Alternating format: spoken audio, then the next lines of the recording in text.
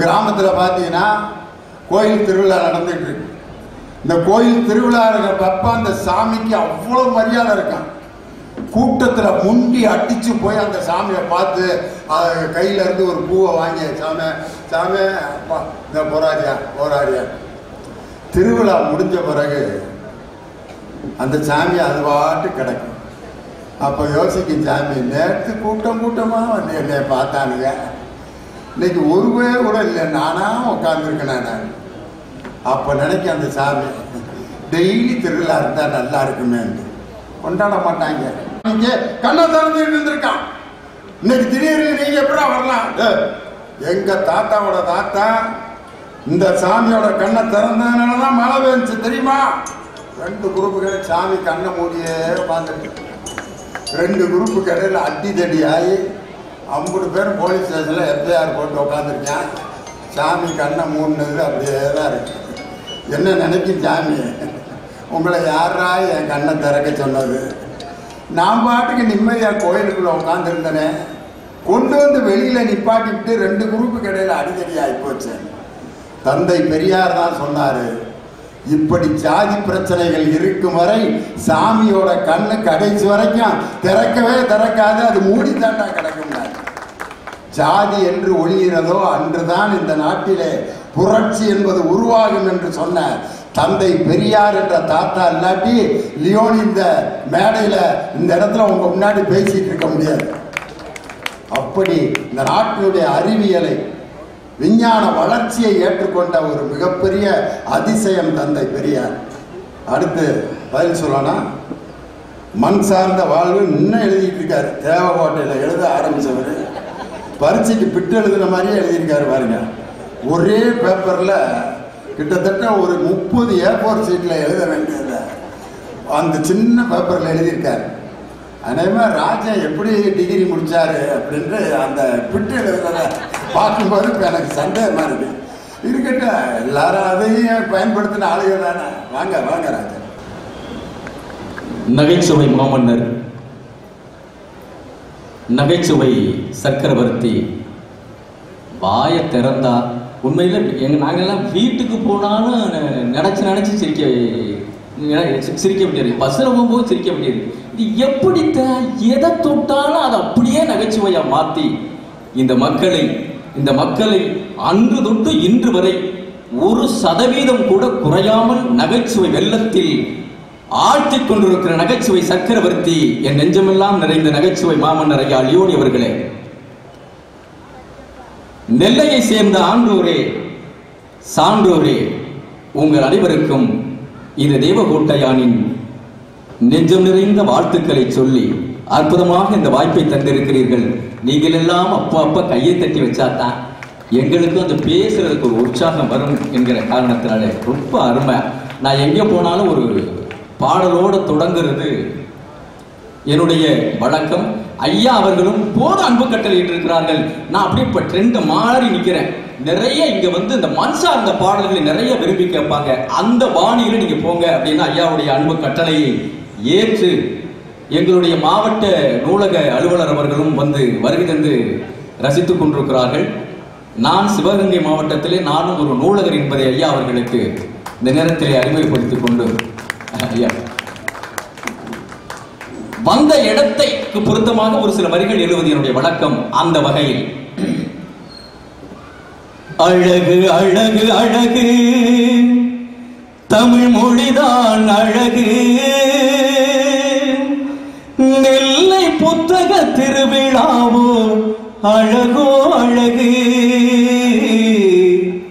அழகு அழகு அழகு தமிழ் மொழிதான் அழகு, நெல்லை புத்தக திருவிழாவோ அழகோ அழகு, அழகு அழகு அழகு தமிழ் மொழிதான் அழகு, அழகு அழகு அழகு தமிழ் மொழிதான் அழகு, நெல்லை புத்தக திருவிழாவோ அழகோ அழகு, நெல்லை புத்தக திருவிழாவோ அழகோ அழகு. திருவிழாவில் லியோனிய பட்டிமன்றம் அழகு, இதை ரசிக்க வந்த ரசிகர் கூட்டம் அழகோ அழகு.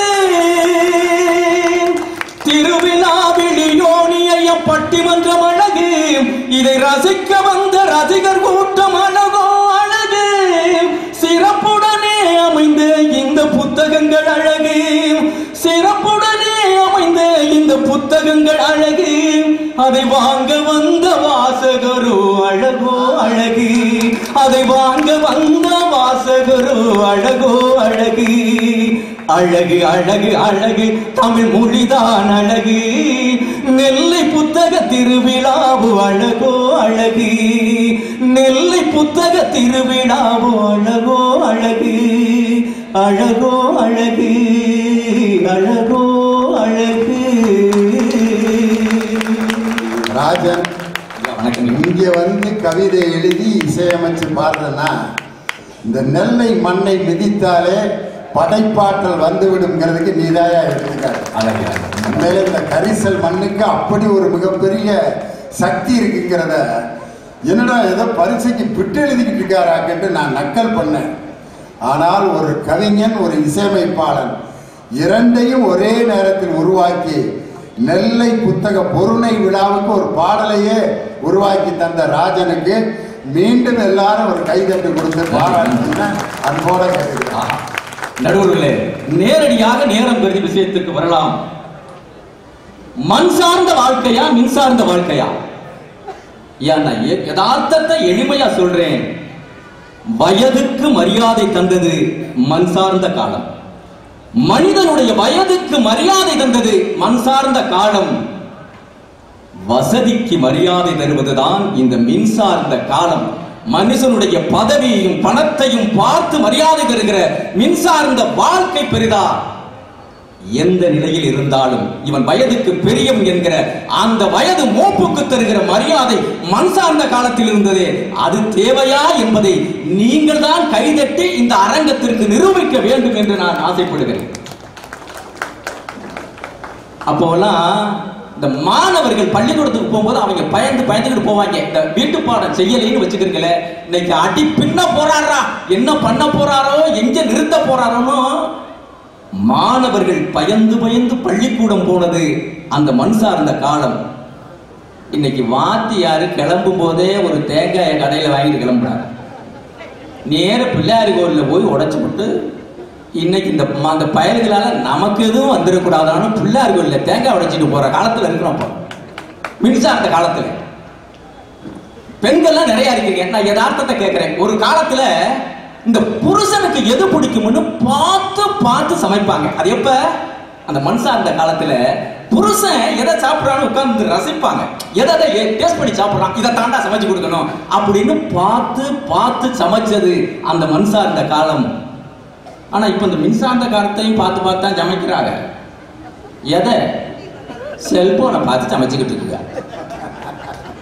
என் வீட்டுக்காரி அன்னைக்கு கூகுள் ஆப்பை ஓப்பன் பண்ணி குருமா எப்படி வைக்கிறதுன்னு இந்த கையில கூகுள் ஆப் ஓப்பன் பண்ணி செல்லு இந்த கையில, சட்டி அடுப்புல இருக்கியா, இந்த கரண்டியை வச்சு கிண்டிக்கிட்டே எதையும் மிஸ் பண்ணிடுவோமோ என்னன்னு பயத்துல செல்லு பக்கம் சட்டி பக்கத்துல கிண்டிக்கிட்டே செல்லையும் சட்டியவும் பார்த்தா இப்ப குருமா கொதிக்குது, உத்து பார்த்தா எதையும் விட்டுட்டோமானு செல்லு விலகி குருமாக்குள்ள விழுந்துருச்சு. செல்லு கிடந்து இப்ப குருமாக்குள்ள கொதிக்குது. ஏன்டி இது என்ன குருமா அப்படிங்கிறேன். இது அங்க கூகுள் குருமா. அதையும் சாப்பிட்டீங்க. வேற என்ன? எனக்கு பசி எதை கொடுத்தாலும் திங்கிற மாதிரி இருக்கிற நேரத்துல எவ்வளவு சிக்கல. வீட்டுல எலக்ட்ரானிக் குருமா சாப்பிட்ட ஒரே ஆளு ராஜன் தான். செல்போனையும் சேர்த்து உருளைக்கிழங்கோட வேக வச்சு அதையும் சப்பாத்தியில தொட்டு தின்னுருக்காரு பாருங்க. வேற என்ன செய்ய முடியும்? எவ்வளவு சிக்கல் நெருக்கடியில பாக்குறதுக்கு மின்சார்ந்த காலம் எல்லாம் நமக்கு என்னமோ வசதிக்கு அது உதவிகரமா இருக்கும். அதுக்கு இருக்கிற ஒவ்வொருத்தரையும் எங்களுக்கு தாங்க தெரியும். ஒரு காலத்துலங்க பெண்கள் ஓடக்கரையில போய் குளிப்பாங்க. எந்த மறைவும் இருக்காது. ஓடக்கரையில போய் குளிப்பாங்க, எந்த மறைவும் இருக்காது, மனசுல பயமும் இருக்காது. ஆனா இன்னைக்கு பாத்ரூம்ல குளிக்கிறாங்க. ஒவ்வொரு நிமிடமும் பயந்து எங்கே செல்போனை வச்சிருப்பான், எங்கே கேமரா வச்சிருப்பான்னு சொந்த வீட்டு பாத்ரூமுக்குள்ள குளிக்கும் போதே பயந்து குளிக்கிற மின்சார்ந்த வாழ்க்கையிலே வாழ்ந்து கொண்டிருக்கிறோமே. இதுதான் இந்த உலகத்திற்கு நமக்கு நிம்மதியை தரப்போகிறதா என்றால், தருகிறது என்றால் பேசாமல் இருங்கள், இல்லை என்றால் கைதட்டி நிரூபியுங்கள் என்று சொல்லி இந்த கேமராவுக்குள்ள சிக்கிக்கொண்டு பண்ணி எவ்வளவு ஆடுபடுகிறான். ஆனா ஓடக்கரையில குளிக்கும் போது எவ்வளவு ஆனந்தமா குடிச்சாங்க. பயம் இல்ல, மறைவு இல்ல. அந்த குளிப்பாங்க, அந்த மன மகிழ்ச்சி. அந்த அத்தை மகன் அந்த அப்படி ஓர கரையில நின்று அப்படி பாடுவான். எப்படி தெரியுமா? எல்லாரும் என்ன நினைக்கிறாங்க, நம்ம லவ் பண்றப்ப இந்த மாதிரி பாட்டுலாம் நம்ம சிக்காம போச்ச, ஏதேதோ பாட்டை பாடி நம்ம லவ்ஸ் பண்ணமே, இந்த மாதிரி பாட்டெல்லாம் அன்னைக்கு கையில சிக்கலையே அப்படின்னு நினைக்கிறது எல்லாருடைய முகத்திலையும் தெரியும். நடுவர்கள் அவர் சொன்னார் பாருங்க, அந்த காலத்துல என்ன பண்ணாங்க பெரியவங்க எல்லாம், வீட்டு திண்ணையில உட்கார்ந்துட்டு புரணி பேசினாங்க. புரணி பேசி எந்த குடும்பத்தை பிரிக்கலாம், யாரை கெடுக்கலாம்ங்கிற சிந்தனையில இருந்தது மனுஷாந்த காலம்னு தனிக வேற சொன்னார். நான் ஒன்னே ஒண்ணு கேட்கறேங்க, இப்ப உள்ளதை கேட்கிறேன். இந்த விஜய் டிவியில இந்த பிக் பாஸ் ஒண்ணு ஓடுதுல, அதுல என்ன பண்றாங்க, 5-6 ஆம்பளையும் 15 பொம்பளையும் ஒன்னா கூட்டி ஒரு வீட்டுக்குள்ள போட்டு அடைச்சு அதுக்குள்ள இருந்து, அதுக்குள்ள என்ன தெரியுமா வேலை, அந்த அதே ஒரே வீட்டுக்குள்ள ஒன்னா இருந்து புரணி பேச ஒவ்வொருத்தனா வெட்டி வீட்டை விட்டு அனுப்பணும். அதுதான் அவங்க கொடுக்குற சேலஞ்ச். இப்ப நீங்க என்ன பண்ணிக்கிட்டு இருக்கீங்க? நாங்க புரணி பேசுறோம் அந்த காலத்துல, நீங்க என்ன பண்ணிக்கிட்டு இருக்கீங்க? வீட்டுக்குள்ளே இருந்து தினந்தோறும் எங்களோட எங்களை குடும்பம் முடிக்க வைக்கிறீங்களா இல்லையா? எவ்வளவு சிக்கலுங்க. நான் யதார்த்தமா கேட்கிறேன். இந்த விஜய் டிவியில பற்றி சொன்னேன், விஜய் டிவியில இந்த கயல் நாடகத்தை எத்தனை பேர் பாக்குறீங்க எனக்கு தெரியல. சென்றாலும் என் சன் டிவியில என்றாலும் என் வீட்டுக்காரி தினந்தோறும் அது பார்க்காம எனக்கு பரிமாறவே மாட்டான். அப்படி கயலோட இப்ப ஒன்னும் கூட பிறந்த தங்கச்சி மாதிரி ஒண்ணு தான் இருக்கேன். இது நான் அந்த கயல் நாடகத்துல ஒரு 4 மாதத்துக்கு முன்னாடி உள்ளதை சொல்றேன், சேர்ந்து நினைச்சு பாருங்க. அவங்க அண்ணன் மூர்த்தி பயங்கர குடிக்காரன். ஒரு நாள் எல்லாம் கயல் மூர்த்தி கீர்த்தி எல்லாம் வெளியில புறப்படுவாங்க. புறப்படும் போது இவன் என்னன்னா தொண்டு போறவன் குடிக்காரன். ஆகா வெளியில போறோம், அதுக்குள்ள ஒரு கோட்டை அடிச்சுட்டு இந்த ஸ்டோர் ரூமுக்குள்ள போவேன், ஏதாவது கள்ளப்பரப்பு எடுத்துட்டு வந்து தின்னுட்டு போயிருவோம்டா அப்படின்னு. உள்ள போன கொஞ்சம் கள்ளப்பரப்பு எடுப்பேன், போத தள்ளியும் உள்ளே படுத்துட்டேன். இவன் உள்ள கிடக்கிறத இவளுக்கு பார்க்கல, எல்லா கதையும் இறுக்கி போட்டு விட்டு வெளியில வருவாளுங்க. வெளியில வந்து அண்ணனை காணா. ஏய் தங்கச்சிட்டு கேப்பா, எங்கடைய அண்ணனை காணா, மூர்த்தி காணா, யாண்டி இந்த கல்யாணி பையன் குடிச்சு கொல்லப்புறத்துல படுத்து கிடக்கானோ, அது கொல்ல கதவை திறக்கடி அப்படின்னு கதவை திறப்பாளுங்க, அங்கே இல்ல. பெட்ரூம் கதவை திறப்பாளுங்க, அங்கே இல்ல. கிச்சன் கதவை திறப்பாளுங்க, அங்கே இல்ல. அவன் எங்கே கிடக்கிறேன்? ஸ்டோர் ரூம்ல கிடக்கிறேன். இதை பூரா பொறுமை யாரு பார்த்துக்கிட்டு இருக்கிறா? என் வீட்டுக்காரி சேர்ல உட்காந்து பார்த்துக்கிட்டு இருக்கிறா. என் வீட்டுக்காரி நினைக்கிறா,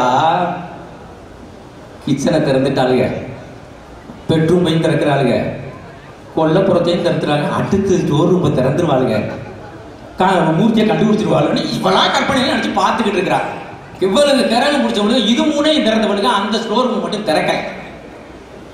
இப்ப என் வீட்டுக்காரி சேர்ல உட்காந்துக்கிட்டு உள்ள டிவிக்குள்ள இருக்கிற கயலுக்கிட்ட பேச்சுவார்த்தை நடத்தினான்.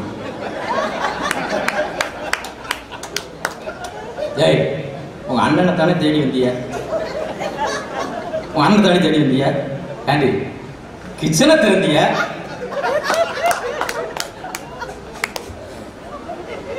பெட்ரூமை திறந்திய, கொல்லப்புறம் எல்லாம் திறந்திய இல்லடி, அவன் அந்த ஸ்டோர் ரூம்ல கிடக்குறாண்டி, அதை போய் திறங்கடி.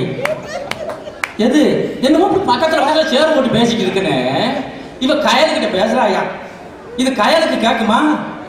அவ வாட்டு கிளம்புறா. என் வீட்டுக்காரருக்கு பிரஷர் ஏறிச்சுக்கா, சேரோட வந்தாளுங்க, எல்லா கடமையும் திறந்தாளுங்க, அவன் மயங்கி கிடக்கிற அந்த ஸ்டோர் ரூம் மட்டும் திறக்க மாட்டேங்கிறே. அப்படி வந்தது வச்சு அந்த கதவை திறக்கடி, அப்படி வந்தது வச்சு அந்த கதவை திறக்க. இவ கதவை திறங்கன்னு என் வீட்டுக்காரி கத்த, ரோட்ல ஒண்ணு சிரிக்கி யாரோ வந்து என் வீட்டு கதவை திறங்க.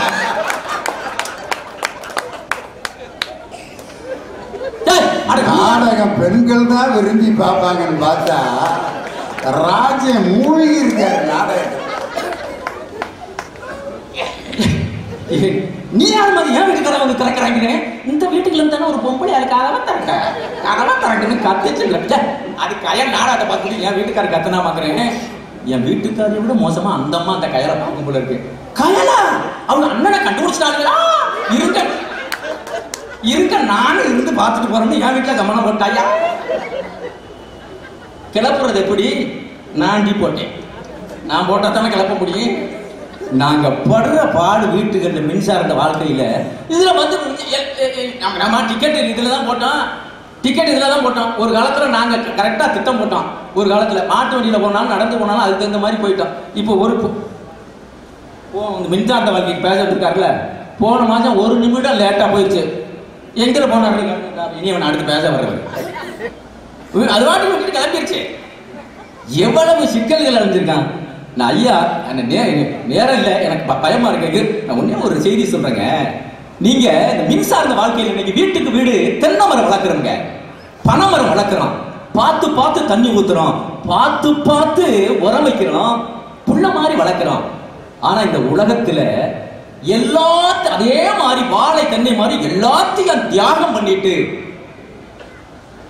கவனிக்கப்படாமலே இருக்கிற மரம் ஒன்று இருக்கிறது என்று சொன்னால் அதுதான் தமிழ்நாட்டின் தலைமரமான பனை மரம் என்பதை இந்த தேசம் மறந்து விடக் கூடாதுங்க. நினைச்சு பாருங்க, பணம் தென்னை கண்ணு வைக்கிறீங்க, வாழை கட்டையை வைக்கிறீங்க, தண்ணி ஊத்துறீங்க, உரம் வைக்கிறீங்க. யாராவது பனை மரத்தை நடுறீங்களா? வீட்டுல நட்டு யாராவது தண்ணி ஊத்துறீங்களா? எங்கேயாவது போட்டீங்களா? அதுவா விழுகணும், அதுவா முளைக்கணுங்க. அப்படி முளைச்ச மரம் யாருக்கையும் தண்ணிக்கு எதிர்பார்க்காதுங்க. எப்படி அந்த பனை மரத்தை ஊத்து பாருங்களேன், அந்த இலைகள் எப்படி இருக்குமா? நீங்க முத்திர உலைகள் விரிச்சிருக்கும், அந்த குருத்து உலைக்கும் அதுக்கு அடுத்த உலையும் பாருங்களேன், யாரையோ கையெடுத்து கும்பிடுறது மாதிரியே இருக்கும் அந்த ஓலைகள். அப்படியே யாரை கும்பிடுதுமா? வர்ண பகவானை கும்பிடும். வர்ண பகவான் தருகிற தண்ணீரை அப்படியே ஓலைகளுக்குள்ளே வாங்கி அடிமரம் வேறு வரைக்கும் உள்ளே இறக்கி எவங்கையும் எதிர்க்காமல் வாழுகிற பனைமரம் ஒன்று இருக்கிறது. அந்த பனைமரத்தை பாருங்களேன், எல்லாத்தையும் இவ்வளவு தியாகம் பண்ணுங்க. எல்லாம் என்னடா நீ 100 ஆண்டு வாழணும்னா என்ன தங்க பசுமம் சாப்பிடுன்னு அழகான மருத்துவம் சொன்னா, ஒரே மரத்துல கிடைக்குதுல பனை மரத்துல கிடைக்குதுல பதநீர், அந்த பதநீரை மட்டும் தொடர்ச்சியா குடிச்சிட்டு வாங்க, தங்க பசுப்பம் சாப்பிட்டதை விட நீங்கள் இன்னும் 100 ஆண்டுகள் கூட போதாக வாழ்வீர்கள் என்று மனுஷார்ந்த வாழ்க்கையில படிக்காத பாமரன் சொன்னா எப்படி தெரியுமா? ஐயா இப்ப எவ்வளவு நேரம் இருக்கு? ஆஹா அருமையான பாயிண்ட்லாம் இன்னைக்கு பேச முடியாது, இருந்தாலும் நான் நிறைவா ஒன்னே ஒன்று சொல்லிடுறேங்க. ஏன்னா ஐயா தட்டிட்டாங்க, நேரம் கருதி. படிக்கிற பசங்கள் ஒருத்தன் போய் ஒரு அப்பன் எனக்கு அந்த 1.5 லட்சத்துல இருக்கிற அந்த பைக்கை வாங்கி தாப்பான்னா, 1 வருஷமா போறான்னா, அவர் வறுமையில வாங்கி கொடுக்க முடியல, காலேஜ் ஃபீஸ் கட்டுறாரு, அது கட்டுறாரு, வாங்கி கொடுக்க முடியலங்க. அப்பா 1.5 லட்சத்துக்கு அந்த பைக்கை வாங்கி தரலைங்கிறதுக்காக 1 வாரம் அவன் வீட்டுக்கே வரலங்க, ஃப்ரெண்ட்ஸுகளோட சுத்துறான். என்னைக்கு பைக் வாங்கி தரீங்களோ அன்னைக்கு வீட்டுக்கு வராங்க. எப்ப? இப்ப இன்னொருத்த என்னன்னா 40,000 ரூபாய் செல்லு, அதை வாங்கித்தான் அப்பாட்ட தினந்தோறும் போராடிட்டு இருந்தான். வறுமை நிலை, வாங்கி கொடுக்க முடியலைங்க. அவன் என்ன பண்ண தெரியுமா? எனக்கு எங்க அப்பா செல்லு வாங்கி தர்றதால மனசு ஸ்ட்ரெஸ் ஆயிடுச்சு, மன அழுத்தம் வந்துருச்சு, நான் மருந்த குடிக்க போறோம்னு ஒரு செல்லுக்காக எந்த தோல்வியையும் தாங்க முடியாத மனப்பக்குவத்திலே இன்றைய காலத்தில் இந்த மின்சார்ந்த வாழ்க்கையில் பெற்றோர்கள் பெற்றெடுத்த குழந்தைகள் இருக்கிறார்கள் என்பதான் நிதர்சனமான உண்மை. ஆனா அன்னைக்கு எப்படி தெரியுமா?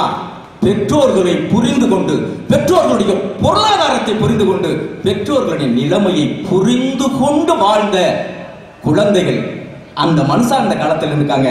அதுக்குத்தான் ஒரே உதாரணம் சொல்லி நான் முடிக்கிறேன். எப்படி தெரியுமா? அம்மா அவங்க அப்பா இல்ல, இந்த புள்ளை நம்ம தான் படிக்கல, இந்த புள்ளைய படிக்க வச்சிடணும் அப்படின்னு ஆசைப்படுறா. கஷ்டப்பட்டு ஒரு ஹாஸ்டல்ல கொண்டு போய் சேர்த்து அந்த புள்ளைய படிக்க வச்சுட்டா. ஹாஸ்டல் ஃபீஸும் கட்டணுங்க, புஸ்தகமும் வாங்கி கொடுக்கணும். ஹாஸ்டல் ஃபீஸ் கட்டுறா, புஸ்தகம் வாங்கி கொடுக்க முடியல. இந்த இதை அங்கே அதெல்லாம் திட்டுவாங்களா? அந்த மனுஷன் அந்த காலத்துல இந்த புத்தகம் வாங்கலையேன்னு வாத்தியார் வேற திட்டிக்கிட்டு இருக்காரு. ஆனா இந்த புள்ள ஹாஸ்டல்ல இருக்கிறா படிக்கிறா. ஆனா அம்மாவுடைய நினைவு வருதுங்க. அம்மா என்னை படிக்க வைக்கிறதுக்காக இருந்த பித்தளை பாத்திரம் எல்லாம் கூட அடவு வச்சு போட்டு என்னை படிக்க வச்சீங்க. ஆனா நீ தினந்தோறும் வீட்டுக்கு வீடு பாத்திரம் தேய்க்க போறியம்மா. என்னோட தோழியோட அம்மா போன வாரம் அந்த பிள்ளைய பார்க்க வந்தாங்க. உன்னை பத்தி சொன்னாங்கம்மா, இந்த தினந்தோறும் வீட்டுல பாத்திரம் தேய்க்கிறாய, தேய்ச்சு கையில ஏதோ புண்ணு அலர்ஜி வந்துருச்சாமா, தயவு செய்து அந்த புண்ணு ஆத்துறதுக்கு மஞ்சள் பத்தி ஏதாவது இருந்தா போட்டுக்கமா. ஆனா என்னை எப்படியாவது படிக்க வைக்கணும்னு நினைக்கிற. ஒரு நாள் நானும் படித்து மிகப்பெரிய பதவியிலே வந்து உனக்கு பிரதிபலனாக உன்னை காப்பாற்றுவேன் என்று அந்த ஆசிரியர்ல இருந்து இன்னும் எத்தனையோ கடிதங்கள் சினிமாவிலே மின்சார்ந்த வாழ்க்கையிலே எழுதிவிட்டார்கள். ஆனால் மண் சார்ந்த வாழ்க்கையிலே எழுதிய இந்த கடிதத்துக்கு நிகர் எந்த கடிதமும் இல்லை என்பதற்காக இதை சொல்லி நான் நிறைவு செய்கிறேன். அந்த மகள் தன்னுடைய அம்மாவுக்கு எழுதுகிறார். எப்படி தெரியுமா? என்று சொல்லி தந்த வாய்ப்புக்கு நன்றி சொல்லி, மண் சார்ந்த வாழ்க்கையா மின்சார்ந்த வாழ்க்கையா உங்கள் தீர்ப்புக்கே விட்டு விட்டு விடைபெறுகிறேன். நன்றி, வணக்கம். இப்போ பட்டிமன்றம் நடந்துக்கிட்டு இருக்கா, இல்லை ஏதோ ஒரு கிராமிய பாடல் இசை கச்சேரி கலை விழா நடந்துகிட்டு இருக்கா? உண்மையிலேயே அது எல்லாத்தையும் இன்னைக்கு புள்ளப்பட்டார். ஏன்னா பொருணை விழா, இலக்கிய திருவிழா, கலை திருவிழா, புத்தக திருவிழா. புத்தகம் அங்கே வைக்கிது, இலக்கியம் நாங்கள் பேசுகிறோம், கலை திருவிழாவுக்குன்னு இசையோடு இங்கே வந்து உங்களை எல்லோருடைய உள்ளங்களையும் கொள்ளை கொண்டிருக்கார். என்ன விழா வந்து இவங்க நடத்தணும்னு ஆசைப்பட்டாங்களோ அதை புல்லப் பண்ணிட்டார் ராஜன். நிறைவாக மின்சார்ந்த வாழ்வு என்ற அணியை நிறைவு செய்ய வாங்க கவிஞர் இனியவன். பேக்க பேரரசில் மாமன்னன் பிலிப் உட்கார்ந்து கொண்டிருந்தார்.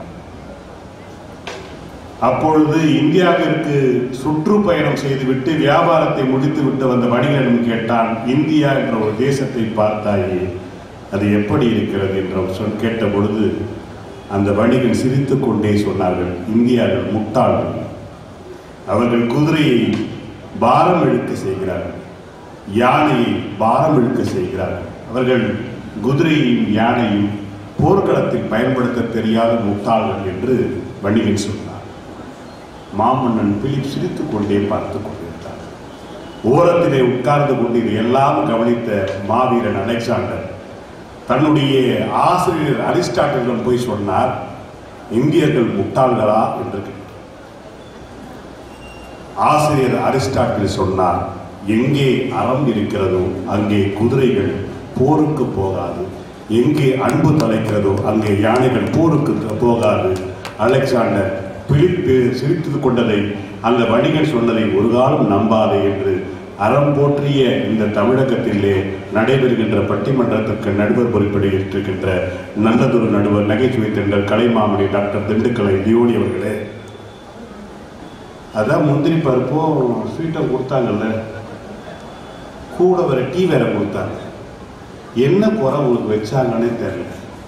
இந்த கத்தி நானும் போன வருஷம் வந்து பேசுவேன், நல்லா ரசித்த கூட்டத்தை என்னவோ மௌன அஞ்சலி செலுத்துகிற மாதிரி எல்லாரையும் அமைதி ஆக்கிட்டு ஒன்றுமே தெரியாத மாதிரி 2 பேரும் உட்கார வச்சிருக்காங்க. எதுக்கு அது மாதிரி பண்ணுறீங்க? அது பாருங்களேன், இன்னும் 2 மணி மௌன அஞ்சலி மாதிரியே உட்காந்துருக்காங்க. அவர் எங்கள் பேராசிரியர் விஜயகுமார் இருக்காருங்கள, அவர் பெரிய புத்திசாலி. கோழிப்பண்ணை செல்லதுரை படம் பார்த்தீர்களா? அங்கே மண் சார்ந்த வாழ்க்கை அல்லவா சொன்னது மிஸ்டர் இனியவன். நான் கேட்டது கேள்வி, கோழிப்பண்ணை செல்வதுரை படத்தை நீ டென்ட் கொட்டாயில் பார்த்தியா இல்லை கியூபாய் டெக்னாலஜியில் பார்த்தியா? 2024 வந்த படத்தை லேட்டஸ்ட் டெக்னாலஜியில் ஏசி தியேட்டரில் பார்த்துட்டு வந்துட்டு என்னவோ கூத்து கொட்டாயில் பார்த்துட்டு வந்த மாதிரி நாங்கள் இன்றைக்கும் சில விஷயங்களை மரபுகளை நவீனப்படுத்தி கொண்டே இருக்கணும். எனக்கு ஒரு வருத்தம் என்ன தெரியுங்களா? ஒருவேளை திருவள்ளுவர் காலத்திலே ஒரு லேப்டாப் இருந்திருக்குமானால், ஒருவேளை அவருடைய காலத்தில் விண்டோஸ் இருந்திருக்குமானால், அவர் ஏன் சார் உட்காந்து ஆணியில் உட்காந்து எழுதிக்கிட்டே இருக்கணும்? உட்காந்து சொல்ல சொல்ல அது பாட்டு கூகுள் கடற்கரை டைப் பண்ணியிருக்காதா? 1330 குரல் மட்டும்தான் கிடைச்சிருக்கும். 1,00,000க்கு மேலே திருவள்ளுவர் தாத்தா கடற்கரை எழுதி தள்ளியிருக்க மாட்டாரா? ஒருத்தர் சீத்தரை சாத்தனார் ஒருத்தர் இருந்தாராம். அவர் என்ன பண்ணுவாரா, தப்பான ஆணிட்டே குத்திக்குவாராம். அதெல்லாம் தேவையே இல்லை. டைப் பண்ண ஆட்டோ கரெக்ஷன் இருக்கு. இன்னைக்கு நீங்க உங்க காலத்துல இருந்துட்டு திரும்ப திரும்ப திரும்ப அவர் முன்னாடி பாடினார் பாருங்க. எனக்கு பழைய இசையமைப்பாளர் MS விஸ்வநாதன் வயலும் வாழும் பாடின மாதிரி இருக்கு. தாய் நீளம் தந்த வரும் தாவரும் இதை தழைக்கு தழைக்கு மகிழ்வார்கள் யாவர். எப்போ நீங்க சொன்னதுல ஒரு 15 கோடி பேர் இருக்கும் போது இதெல்லாம் பாடலாம். நீங்க மாட்டு வண்டி ஓட்டுறது, அந்த ஆளுக்கு எவ்வளவு பெரிய மோசமான குணம் பார்த்தீங்கன்னா, நான் என்னவோ பணமேற மரத்தில் ரொம்ப பாசம் நினச்சிக்கிட்டு பார்த்தா பாடி போடி ஒன்று கொடுத்தாடின்னு கேட்டால் பார்த்தீங்களா? இந்த ஆள் பிளான் அதுதான். பனைமரத்து மேலாம் நம்பிக்கைலாம் கிடையாது. இதில் வேற சொல்கிறாரு, பனைமரம் வருண பகவானை வணங்குறது மாதிரி. இன்னைக்கு வருண பகவான் விண்டி ஆப்புக்குள்ள வந்தார். நம்மால் விண்டி ஆப் வச்சு பார்த்துக்கலாம். புயல் 450 இதோ கிளம்பிட்டார், இதோ 350. நாகப்பட்டினம் வர மாதிரி தெரியலையே, டேர்ன் ஆகி ஆந்திரா போறாரு. விண்டி ஆப்புக்குள்ள வருண பகவான் உட்கார்ந்துட்டார். ஒரு காலத்துல நீங்க சொன்ன காலத்துல காலங்காலமாக சூரியனை கடவுளாக பார்த்த காலம் போய் இன்னைக்கு என்ன நடந்தது? சூரியன்ல இருந்து சக்திகளை எடுத்து சோலார் சிஸ்டம் பண்ண காலத்துல உட்கார்ந்துட்டு இருக்க நாட்டில் வந்துட்டு சொல்றாரு, நாம எல்லாம் பழையசுதான். இதுல அவர் மறந்தான் மறந்தான் மனிதன் மறந்தான் மறந்தான் மறந்தான் மனிதன் மறந்தான். சார் இன்னைக்கு இ புக் வந்துருச்சு பாத்தீங்களா? ஒரு பேப்பர் புத்தகத்தை பேப்பரை எடுக்கணும்னா இத்தனை மரங்கள் அழிக்கப்பட வேண்டும். நாங்கள் மரத்தை காத்து கொண்டிருக்கின்றோம். நீங்கள் மரத்தை வெட்டி கொண்டிருந்த படுபாவிகள் கொஞ்சம் கூட வருத்தமே இல்லாமல் எங்களை பார்த்து குற்றம் சொல்லிட்டு உட்கார்ந்துருக்கீங்க. நான் ஒன்று சொல்றேன், ஒரு யதார்த்தமான உண்மை சொல்றேன். 11 பிப்ரவரி அமெரிக்கா வந்து நம்ம நாடு மாதிரி அடிக்கடி பவர் கட்லாம் ஆகாது. அமெரிக்கா எப்பவுமே பவர் கட் ஆகாது. 11 பிப்ரவரி அன்னைக்கு அமெரிக்கா பவர் கட் ஆச்சு. பவர் கட் ஆன 3வது நிமிஷம் பவர் ஆனாச்சு. அமெரிக்காவில் இருந்த எல்லா இடங்களும் டிஸ்பிளேல ஒரு வாசகம், ஒரு புகைப்படம் போடப்பட்டது. என்ன தெரியுமா? இன்று தாமஸ் ஆல்வா எடிசன் பிறந்த தினம். ஒருவேளை அவன் பிறக்காமல் போயிருந்தால் இதே போன்ற இருளே இந்த உலகம் மூழ்கி போயிருக்கும் என்று சொன்னார். சார் மைக் செட்டுக்காரர் கோடான கோடி வாழணும். நல்ல மைக். நமக்கு வீட்டில் ஒரு நல்ல பேச்சாளருக்கு மேடையில் மைக்கு, வீட்டில் பொண்டாட்டி நல்லா அமையணும். இதுதான் நமக்கு அமையும். சார் 25 வருஷம் ஆகுது சார். என் பசங்க எங்கள் ஃப்ரெண்டுலாம் சேர்ந்து ஒரு வீடியோ எடுத்தாங்க. இந்த குறும்படம் மாதிரி ஒன்று எடுத்து 25 வருட வாழ்க்கை என்னன்னு சொல்லிட்டு நான் சொன்னேன், எதுக்குடா எடுக்கிறீங்களா? கல்யாண நாளுக்கு உங்களுக்கு சர்ப்ரைஸ் பண்ணணும். இவனுக்கு சர்ப்ரைஸ் நம்ம சொல்லிட்டு தான் பண்ணணும். நான் சொன்னேன், நீ யாரை மட்டும் கேளு, என் வீட்டுக்காரங்க மட்டும் கேட்காதன்னு. அவங்க கேட்டால் கரெக்டாக சொல்லுவாங்க. அவர்கிட்ட போய் கேட்குறாங்க, இவருடைய 25 ஆண்டு வாழ்க்கை எப்படி? ஒரு 4.5 பக்கமாவது பேசி போனா சார். ஒரு பேச்சாளர் கொண்டாட்டி பேசலாம் பாருங்க அப்படின்னா 25 வருஷம் முடிஞ்சிருச்சு.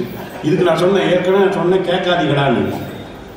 இன்றைக்கு சுதந்திரமாக பெண்கள் பேச முடியுது. அவர் என்ன ஒரு சயின்டிஸ்ட் மாதிரியே பேசுறார். மண்பானை பேசியதாம், மண்பானையே மண்பானையே நீ எப்போதும் ஏன் குளிர்ச்சியாக இருக்கிறாய் என்று சொன்னார். மண்பானை சொன்னதாம், நான் பிறந்ததும் மண்ணிலே இறப்பதும் மண்ணிலே, அதனால் நான் குளிர்ச்சியாக இருக்கிறேன். என் மண்பானையை யாராலும் சூடுபடுத்த முடியாது. எவன் சொன்னான்? தூக்கி அடுப்புல வச்சா மண்பானை சூடும். இது என்ன பெரிய விஷயமா? இது ஒரு பட்டிமன்ற பாயிண்டா? உடனே நடுவர் சொல்றாரு, இனிவன் மாட்டிக்கிட்டாரு. விட்டு போன 2 ஆடு, இதுக்கு தொலைஞ்சு போற ஆடுகளே பரவாயில்ல போட்டு அவர் நாங்க கவலையே போடல. வீட்டில் சந்தோஷமா அந்த ஓனர் கூடவே போயிருக்கோம். எங்களுக்கு ஒன்றும் பிரச்சனையும் கிடையாது. ஏதாவது மறுக்கணும்னா நியாயமா மறுக்கணும் சார். இன்னைக்கு தமிழ்நாட்டு அரசுடைய தகவல் தொழில்நுட்ப மந்திரி சொல்கிறார், 12,500 கிராமங்களை நாங்கள் டிஜிட்டலைஸ் பண்ண போறோம்னு சொல்றாரு. எதுக்கு? ஒரு காலத்துல தாசில்தார் ஆபீஸ்ல போய் நின்று நீங்க ஜாதி சர்டிஃபிகேட் அப்ளை பண்ணணும், பர்த் சர்டிஃபிகேட் அப்ளை பண்ணணும், எல்லா சர்டிஃபிகேட்டும் போய் நின்னீங்கன்னா 3 மாசம் ஆகும். இன்னைக்கு வீட்டில் உட்காந்து இ சேவையில் உட்காந்து தட்டிட்டு கிடக்குறானே. இந்த மாதிரி எளிமையாக வந்த பிறகு கூட இவங்க சொல்றாங்க, இல்ல அப்படிலாம் கிடையாது, நாங்கள் பின்னாடியே போயிட்டு இருக்கோம். நீங்க என்ன சொல்லி கொடுத்தீங்க இந்த சமூகத்துல? ஆசிரியர் அவர் வாத்தியார் தானே இருந்தாரு மனுஷன். அவர் என்ன சொல்லி கொடுத்தீங்க? முயலும் ஆமையும் ஓட்டப்பந்தயம் வைத்தார்கள். முயல் ஓடியது. இது எவ்வளவு பெரிய துரோகம் தெரியுமா சார்? ஆமை தண்ணியில ஓடுறது, முயல் தரையில ஓடுறது. நீ மேட்ச் அதுல தண்ணி இதை தரையில விட்டு நான் யார் ஜெயிக்கிறாங்கன்னு சொல்லியிருப்பாங்க. அவனை தூக்கி தரையில விட்டுட்டு ஓடுறான் எப்படி சார் ஓடுவான்? நீ இதே மேட்ச் தண்ணியில வச்சு பாரு, முயல் ஜெயிக்குதா ஆமை ஜெயிக்குதான்னு பார்த்துருவோம்.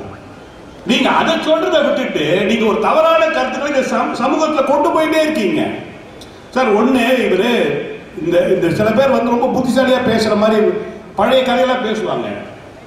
விஜயகுமார் ஏன் அவரை பார்த்து நிறைய பேர் ஓடுறாங்கன்னா, ஸ்கூல்ல அவர் பயங்கரமான கேள்வி கேட்பார். ஒரு பையன்கிட்ட கேட்டார். அவர் நினைச்சிட்டாரு அவர் காலத்து பசங்க மாதிரி நினைச்சிட்டாரு. இந்த காலத்து பசங்க பயங்கர தெளிவா பண்ணும். விஜயகுமார் ஒரு கேள்வி கேட்டார் சார் ஒரு பையனை கூப்பிட்டு, டேய் நடு கடல்ல மாங்காய் மரம் மாம்பழம் பொழுத்து தொங்குதே, நீ எப்படி போய் எடுப்ப? அவன் சொன்னான், கப்பல் ரிப்பேர். படகுல சார், படகு ஓட்ட சார் 2 துடுப்பு வச்சு கட்ட மேல துடுப்பு உடைச்சிச்சு. பையன் தெளிவா சொன்னான், நான் பறந்து போய் பழத்தை பறிப்பேன். சார் வந்துச்ச கோபம். எப்படி அவனுக்கு ரெக்கம் முளைக்கும்? உனக்கு மட்டும் நடு கடல்ல மாங்காய் மரம் முளைக்கும் போது ரெக்கம் முளைக்காதான்னு கேட்டான்.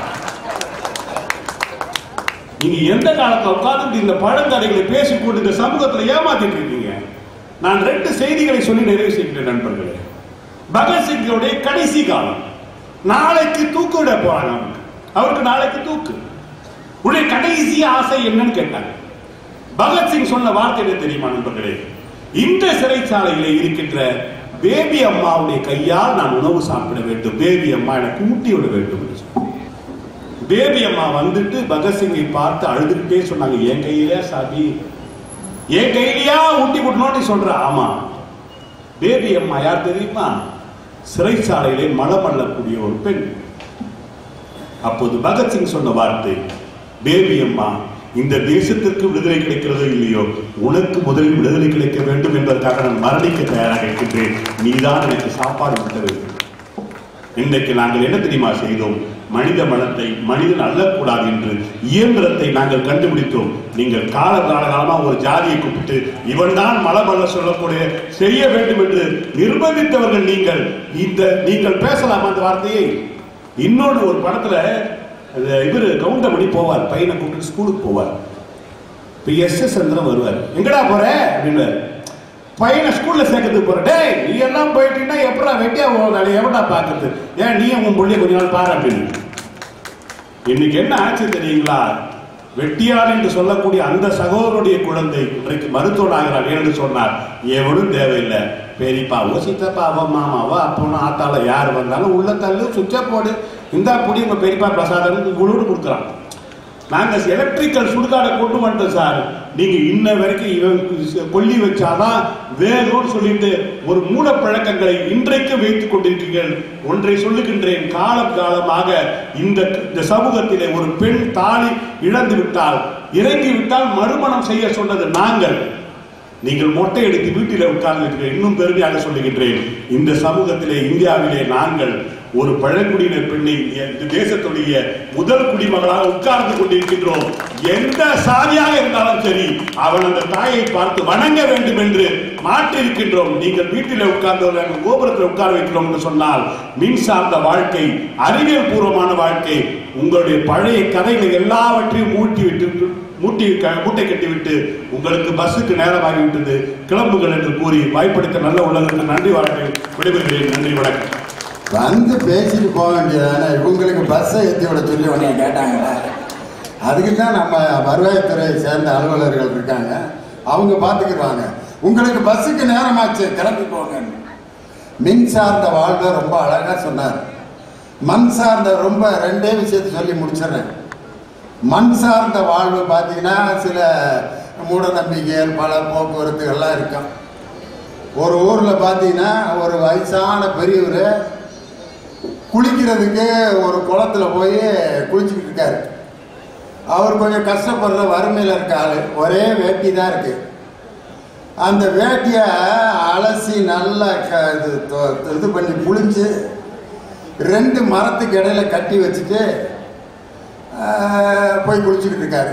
வேட்டியை கட்டிட்டு குளிக்கிறாருன்னா எப்படி குளிப்பாருன்னு யோசனை பண்ணி பாருங்க. மகாவீர வர்த்தமானர் மாதிரி குளிச்சுக்கிட்டு இருக்காரு.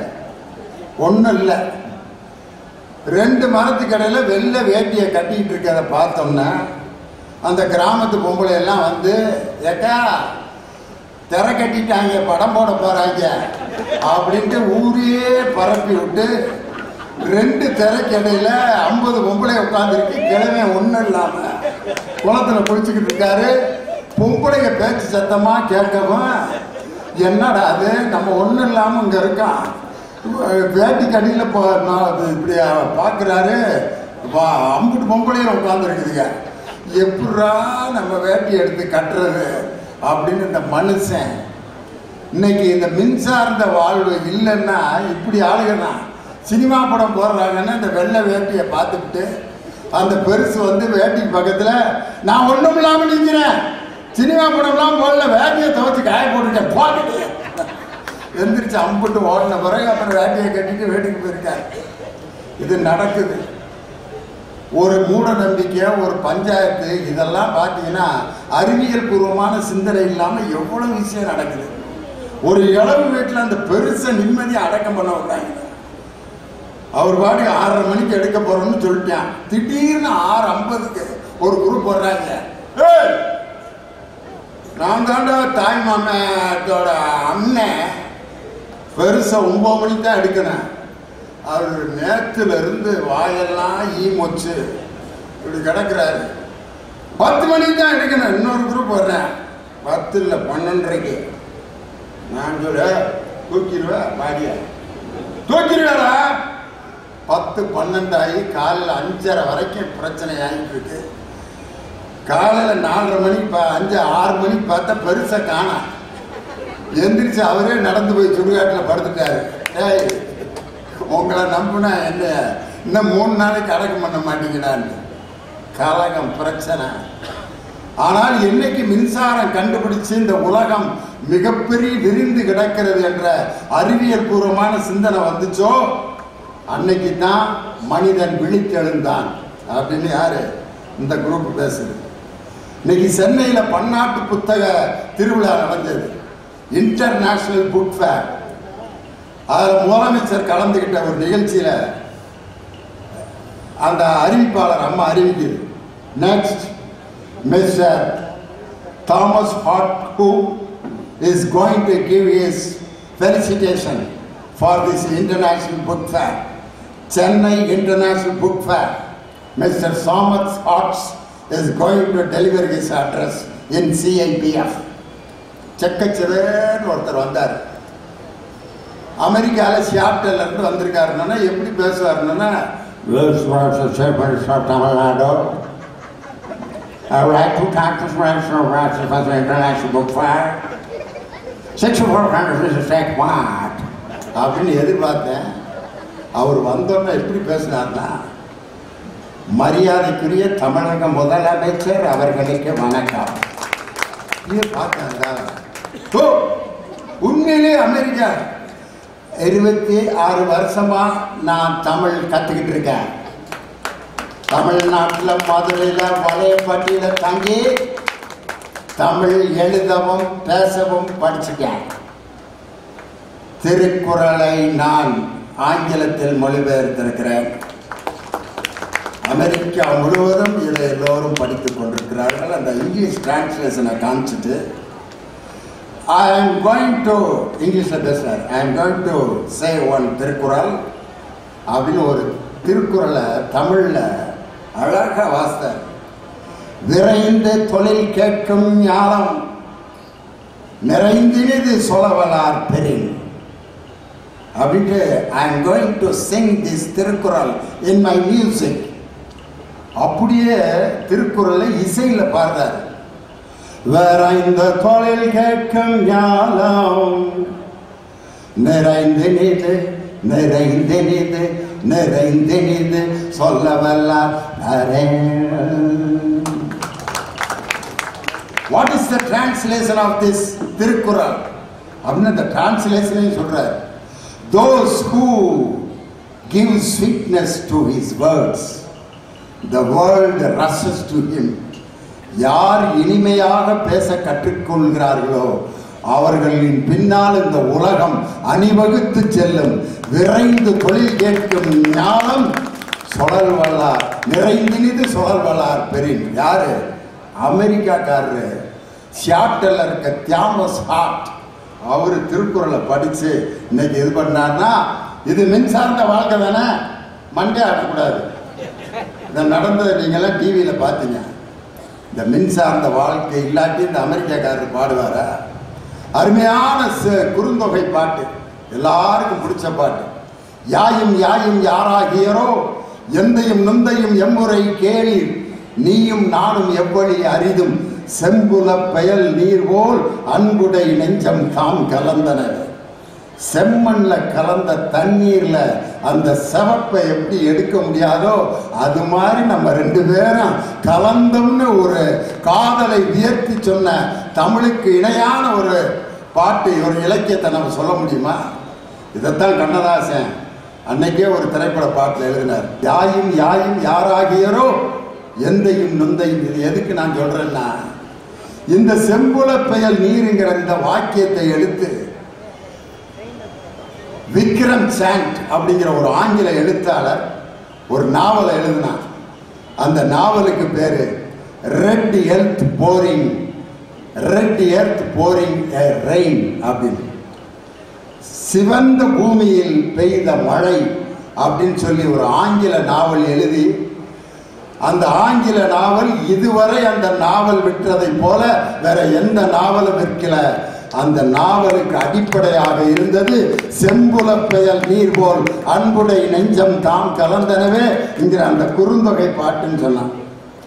இந்த மாதிரி அந்த மண் சார்ந்த வாழ்க்கை இன்னைக்கு ஒரு விக்ரம் சாண்ட்ங்கிற ஒரு எழுத்தாளரை நம்ம குறுந்தொகையை டிரான்ஸ்லேட் பண்ண வச்சது மின் சார்ந்த வாழ்க்கை இல்லையா? இன்னைக்கு தமிழ்நாடு அரசு 10 கோடி ரூபாய் நிதி ஒதுக்கீடு செய்திருக்கு. எதுக்காக? வெளிநாட்டில் வாழ்ந்து கொண்டிருக்கக்கூடிய தமிழ் குழந்தைகள் நாட்டுப்புற கலைகளை படிப்பதற்காக 10 கோடி ரூபாய் நிதியை ஒதுக்கி அங்க இருக்கிற அமெரிக்காவில் இருக்கிற நமது குழந்தைகள் தப்பாட்டம், மயிலாட்டம், ஒயிலாட்டம், சிலம்பாட்டம், கரகாட்டம் எல்லாத்தையும் படிக்கட்டும்டான்னு சொல்லி நமது கலைகள் செத்து போய்விடக் கூடாது என்பதற்காக இந்த பொங்கல் நாளில் மரியாதைக்குரிய நமது பாராளுமன்ற குழு தலைவர் அருமை சகோதரி கனிமொழி அவர்கள் நடத்திய சங்கமம் என்ற அந்த விழா நாட்டுப்புற கலைகளுக்கு ஒரு மிகப்பெரிய மகுடமா இருந்துச்சுல்ல. இதெல்லாம் என்ன? இந்த எலக்ட்ரிக் வேர்ல்டு தான் இந்த நாட்டுப்புற கலையிலே கொண்டு போச்சு. ரைட்டு, தீர்ப்பு சொல்லணும்ல. ஒரு செய்தியை வச்சு நான் தீர்ப்பு சொல்றேன். இன்னைக்கு பார்த்தீங்கன்னா நெல்லைக்கு இது முல்லைக்கு தேர் கொடுத்தான் பாரி. ஒரு முல்லை கொடி அப்படியே படர்ந்து அப்படியே படர முடியாம தவிச்சுக்கிட்டு இருக்கு. பாரி மன்னன் தேர்ல வந்தவன் தேரை கொண்டு போய் பக்கத்தில் நிறுத்திட்டு இறங்கி போயிருக்கான். எல்லாரும் என்ன நினைக்கிறாங்க? பைத்தியக்காரனா இருக்கான் போல இருக்கு. யாரங்க இந்த கொடிக்கு உடனடியாக பந்தலை அமைத்து கொடுங்கள் அப்படின்னா 100 பந்தல் போட்டிருக்கான். இந்த கிரிக்கன் தேரை கொண்டு போய் நிற்பாட்டிட்டு போயிருக்காங்க. கிருபானந்த வாரியார்கிட்ட கேட்குறாங்க, பைத்தியாரத்தனமா இல்லையா அது அப்படின்றதுக்கு வாரியார் சாமி சொல்றாரு ஒரு உதாரணம். அழகாக பட்டுப்புடவை கட்டி மல்லிகைப்பூ வச்சு ஃபுல் மேக்கப்போட ஒரு அம்மா கல்யாணத்துக்கு புறப்படுறதுக்கு சாயந்தரமா ரெடி ஆகிட்டு இருக்கு. வீட்டுக்காரர் பட்டு வேட்டி பட்டு சட்டை போட்டு 2 பேரும் கண்ணாடியில் பார்த்து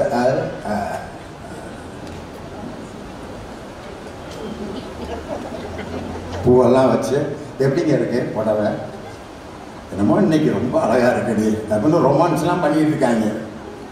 இந்த நேரத்தில் ஸ்கூல் முடிஞ்சு பையன் வர்றேன், நெத்தியில் அடிபட்டு ரத்தம், அழகா ட்ரெஸ் பண்ணிட்டு பட்டு புடவை ட்ரெஸ்ஸோட ஒரு அம்மா ரத்த காயத்தோட வர்ற குழந்தைய பார்த்தோன்னே என்ன நினைப்பாங்க? என்ன செய்வாங்க? நீங்களா இருந்தா என்ன செய்வீங்க? இங்க உட்காந்துருக்க சகோதரிகள்லாம் டேய் ரத்தம் இரு போய் அழுக்கு துணி எடுத்துட்டு வர்றேன்ட்டு போய் வீட்டில் போய் பழைய துணியெல்லாம் தேடி அழுக்கு துணியை தேடிக்கிட்டா இருப்பா அந்த தாய். எந்த அழகான வெள்ளை கலர் பட்டு சேலையை ஆசைப்பட்டு கட்டினாலோ வேகமா ஓடி போய் அந்த பட்டு சேலையோட அந்த குழந்தையின் ரத்தத்தை ஒரு தாய் எப்படி துடைப்பாளோ அதைத்தாண்டா அந்த பாரி மன்னன் முல்லைக்கு தேர் கொடுத்தான் அப்படின்னு யாரு? வாரியார் சாமி விளக்கம் சொன்னார். இன்னைக்கு மிகப்பெரிய அறிவியல் புரட்சி நடந்துட்டு இருக்கலாம். இன்னைக்கு பன்னாட்டு புத்தக மையத்தில் திருவிழாவில் என்ன நடந்துச்சுன்னா 1756 ஒப்பந்தங்கள், அதாவது தமிழ் நூல்கள் வெளிநாட்டு மொழிகளுக்கும் வெளிநாட்டு நூல்கள் தமிழ் மொழியிலும் மொழிபெயர்ப்பதற்கு 1756 ஒப்பந்தங்கள் கையெழுத்தாயிருக்குன்னா இது மின்சார்ந்த வாழ்க்கையினுடைய மிகப்பெரிய சாதனை இல்லையா? தந்தை பெரியாரின் சிந்தனைகளை 21 மொழிகளில் மொழிபெயர்த்து எங்கள் தமிழ்நாடு பாடநூல் கழகம் பெரியாருடைய சிந்தனை 21 மொழிக்கு போயிடுச்சு. எல்லா புத்தக நிலையங்களையும் நீங்க பார்க்கலாம். பாடநூல் கழகத்தினுடைய ஸ்டாலில் பார்த்தீங்கன்னா 21 மொழிகளில் பெரியாருடைய சிந்தனைகள் உலகமெங்கும் போயிட்டு இருக்கு. ஆனா இன்னைக்கு பெரியார் மீது ஒருத்தன் செருப்பை எரிஞ்சான். செருப்பை எரிந்தவன் செத்து போய்விட்டான். ஆனால் பெரியார் இன்னும் வாழ்ந்து கொண்டிருக்கிறார். பெரியார் மீது செருப்பை எழுந்தவன் செத்து போனான். பெரியார் இன்னும் வாழ்ந்து கொண்டிருக்கிறார். பெரியார் பேசிக் கொண்டிருக்கும் பொழுது யாராவது கேள்வி இருந்தா கேளுங்க அப்படின்னு சொன்னா மேடையில் வந்து சில பேர் கேள்வி கேட்பாங்க. சங்கடமா இருக்கிறவங்க உங்க கேள்வியை பேப்பர்ல எழுதி கொடுங்க பாரு. ஒருத்தன் பெரியாரை அவமானப்படுத்தணுங்கிறதுக்காக முட்டாள் அப்படின்னு எழுதி கொடுத்தான். பெரியார் அதை வாங்கி வாசித்துட்டு என்ன சொன்னார் தெரியுமா? யாரோ ஒருத்தன் அவன் பேரை மட்டும் எழுதிட்டு கேள்வியை எழுதாம விட்டான். அவன்கிட்ட அந்த காகிதத்தை கொடுத்து கேள்வி எழுத சொல்லி போட்டு விட்டார்களே என்று மலர்கள் அழுவதில்லை. ஒரு நாள் வாழ்ந்தாலும் மற்றவருக்காக எவன் வாழ்கிறானோ அவன்தான் இந்த உலகத்தில் சொர்க்கத்தை பூமியை சொர்க்கமாக்கியவன் அவன்தான். எல்லா வசதியும் இருக்கு, மனசுல இன்னைக்கு ஈரம் இல்லையா மனுஷன். இன்னைக்கு பார்த்தீங்கன்னா ஒரு ஆக்சிடென்ட் ஆச்சுன்னா உடனே அந்த துடிக்கிறவன் அப்படியே செல்ஃபி எடுக்கிறான். சுத்திட்டானா முடியறதுக்குள்ள எடுத்துருவோம்டா, எடுத்து அடுத்த நாள் ஷேர் பண்றான். விபத்துடன் சதீஷ். அட முட்டாப்பல, செத்தவனை நீ ஆஸ்பத்திரிக்கு தூக்கிட்டு போய் அவனை காப்பாத்தினா தாண்டா நீ மனுஷன். அதை வச்சு நீ லைக்க எதிர்பார்க்கிற பார். இந்த மோசமான கலாச்சாரம் இன்னைக்கு வந்துருச்சு. அந்த மனதில் எவனுக்கு ஈரம் இருக்கிறதோ அந்த ஈரம்தான் இன்று மனித சமுதாயத்தை வாழ வைத்துக் கொண்டிருக்கிறது. காரணம், ஒரு விஷயத்தை எளிதாக்குவது ஈரம். முடிவெற்றவர் பார்த்தீங்கன்னா தலையில் அப்படி தண்ணியை தெளிச்ச முடி ஈரமானன்னு தான் வெட்டுவார். பரட்ட தலையை வெட்டினார்னா அந்த கத்திரிக்கோள், ஏண்டா அறிவில்லை உனக்கு, பணங்கொட்டை மாதிரி இருக்கு இந்த தலையை, கொஞ்சோண்டு தண்ணியை தெளிச்சு வெட்டினா சட்டுன்னு வெட்டிடலாங்க. அந்த ஈரம் பட்டோன்னு முடி மிருதுவாயிரு. அயன் பண்ணுறவர் பாருங்க, அந்த துணி காஞ்சி அப்படியே அட்டை மாதிரி இருக்கேன், தண்ணியை அப்படி தெளிச்சு அப்படி அயன் பாக்ஸை போட்டோன்னா அப்படி ஈரம் பட்டோன்னா வேலை ஈஸியாகுது. பெண்கள் வீட்டை துடைக்கணும்னா தண்ணி தெளித்து மாப்பு போட்டு தேய்க்கிறீங்க. வெறும் தரைய வெறும் மாப்பில் தேய்ச்சி பாருங்களேன், உங்களுக்கு கூச்சமாக இருக்கும். வடிவேலு கூட ஒரு படத்தில் ஒரு வீட்டில் வேலை பார்த்துட்டு இருப்பாரு. எஸ்பி வந்து என்ன பண்ணிட்டு இருக்க? ஐயா வீட்டை தொடச்சிட்டு இருக்கேன், தண்ணியை போட்டு தொடமை அப்படின்பாரு. தெய்வமே, வேலைக்காரனு தண்ணியை போட்டு தொடங்கி சொல்றாரு. ஃப்ரிட்ஜை திறந்து ஒரு ஆஃப் ஏற்றிட்டு ஆகான்னு தொடச்சிட்டு பாரு, அடிச்சு வெறுத்துருவாங்க. தண்ணியை தெளிச்சு தொடச்சா வீடு ஈஸியாக சுத்தமாகும். அதே மாதிரி பார்த்தீங்கன்னா தண்ணியை துணியை வந்து ஈரமாக இருக்கும்போது தான் அதில் இருக்கக்கூடிய அழுக்கு போகும். ஒரு மனிதன் அந்த ஈரமான நீரை போல் எவன் இருக்கிறானோ அவன்தான் வாழ்க்கையில் மகிழ்ச்சியை தர முடியும். நிறைவான மகிழ்ச்சி மிகப்பெரிய அறிவியலிலும் ஆடம்பரங்களிலும் தொழில்நுட்பங்களிலும் என்று மனிதன் மூழ்கி போய் மனித தன்மையை இழந்து விட்டான். மனித நேயமும் ஈரமும் மதச்சார்பின்மையும் ஒற்றுமையும் மனித மாண்பும் என்று நிலைத்திருப்பது எந்த வாழ்க்கையில் என்று சொன்னால் மின் சார்ந்த வாழ்க்கையில் அல்ல, மண் சார்ந்த இயற்கையோடு இயைந்த வாழ்வில் தான் மனிதன் நிறைவான மகிழ்வை பெறுகிறான் என்று சொல்லி உலகத்திற்கு நாகரிகத்தை கற்றுக் கொடுத்த, உலகத்திற்கு தேசப்பற்றை ஊட்டிய இந்த கரிசல் மண்ணின் இலக்கிய கர்த்தாக்களுக்கு என்னுடைய வணக்கத்தை சொல்லி, இவ்வளவு நேரம் ரசித்து கேட்ட நெல்லையின் எங்கள் உயிரினும் மேலான ரசிக பெருமக்களுக்கு என்னுடைய அன்பான வணக்கத்தை சொல்லி, எங்களை படம் பிடித்த ஊடகவியலாளர்கள் அனைவருக்கும் பத்திரிகை நிருபர்களுக்கும் என்னுடைய வணக்கத்தை சொல்லி விடைபெறுகிறேன்.